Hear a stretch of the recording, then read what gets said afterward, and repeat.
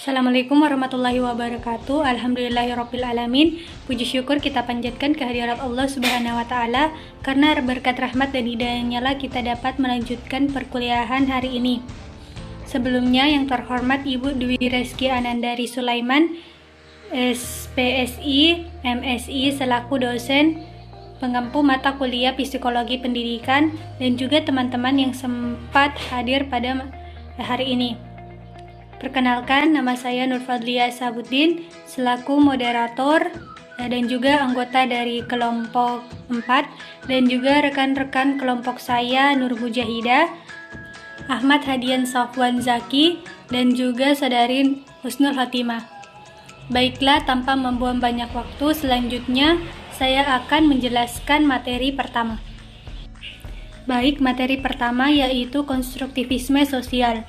Pendekatan konstruktivis sosial menekankan pada konteks sosial dari pembelajaran dan bahwa pengetahuan itu dibangun atau dikonstruksikan secara bersama-sama. Adapun prinsip-prinsip dari konstruktivisme sosial yang pertama yaitu pengetahuan dibangun atau dikonstruksikan secara bersama-sama, dan yang kedua yaitu pengetahuan dipengaruhi oleh konteks dan situasi sosial tertentu. Selanjutnya yaitu yang kedua, hakikat pendekatan konstruktivisme sosial. Yang terpenting dalam teori konstruktivis sosial adalah bahwa dalam proses pembelajaran, siswalah yang harus mendapatkan penekanan. Mereka yang harus aktif mengembangkan pengetahuan mereka. Mereka yang harus bertanggung jawab terhadap hasil belajarnya. Penekanan belajar siswa secara aktif ini perlu dikembangkan. Kreativitas dan keaktifan siswa akan membantu mereka untuk berdiri sendiri dalam kehidupan kognitif siswa.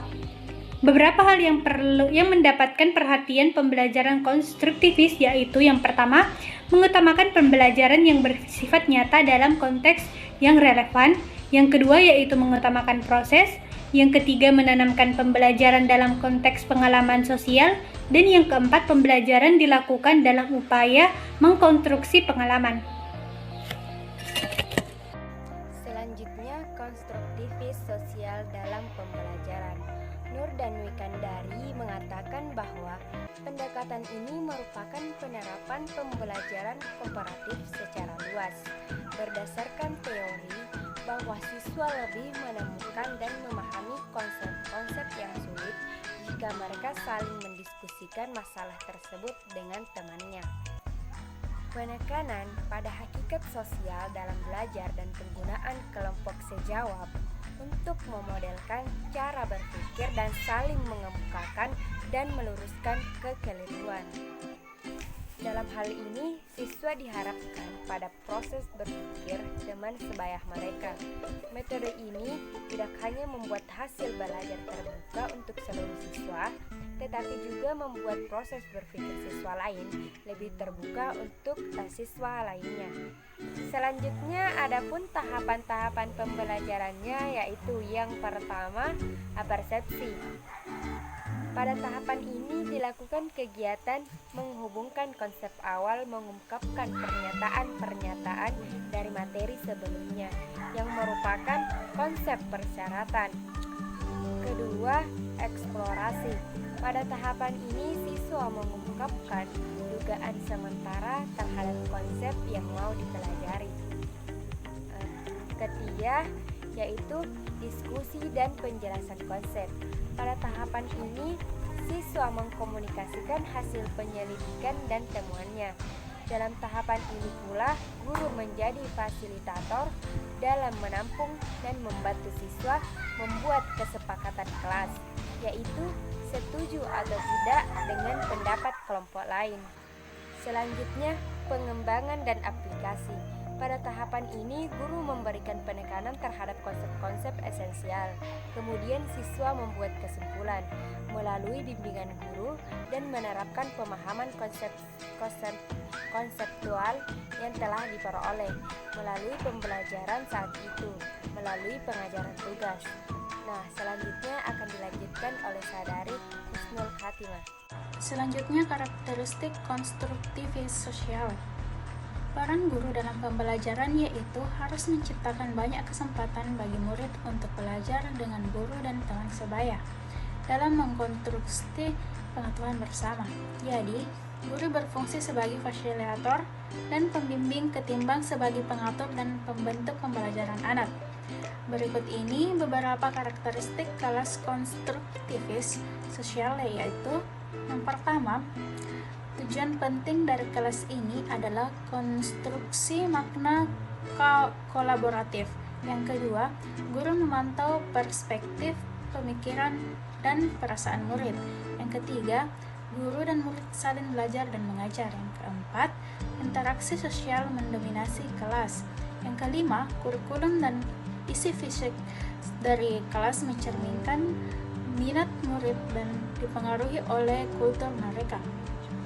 Asumsi penting dari pendekatan konstruktivitas sosial adalah stated cognition.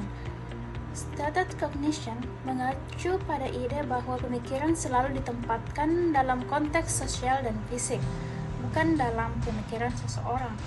Oleh karena itu, dalam pembelajaran konstruktivis sosial perlu menciptakan situasi seperti yang terjadi di dunia real. Selanjutnya, manfaat dapat membantu siswa mendapatkan keterampilan interpersonal yang lebih efektif. Selain itu, juga dapat mendatangkan efek yang membangkitkan semangat bagi siswa serta menanamkan hasrat murni untuk memahami suatu topik secara lebih baik.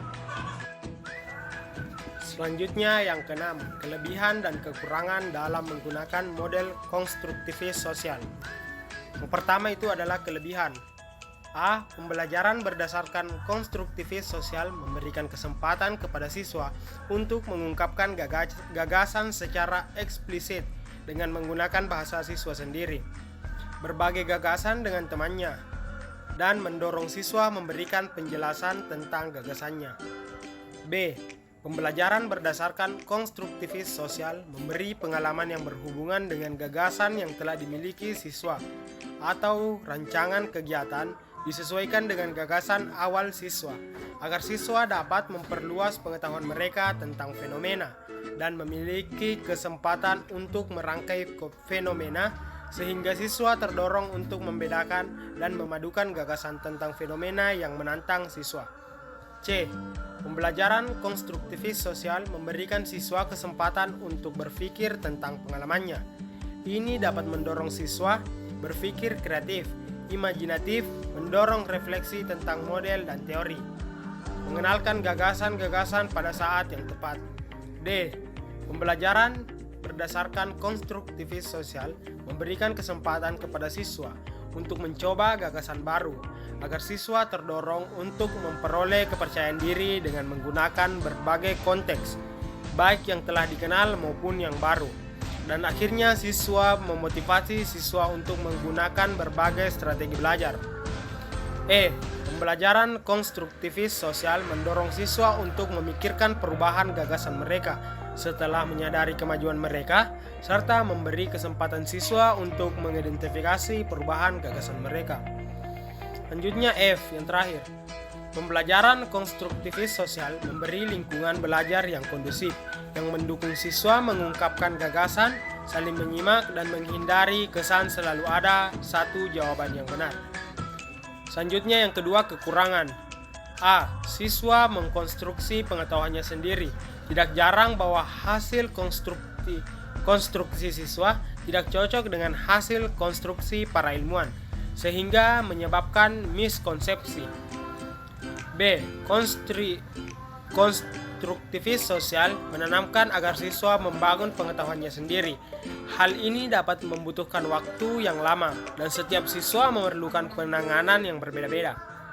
C. Situasi dan kondisi tiap sekolah tidak sama, karena tidak semua sekolah memiliki sarana dan prasarana yang dapat membantu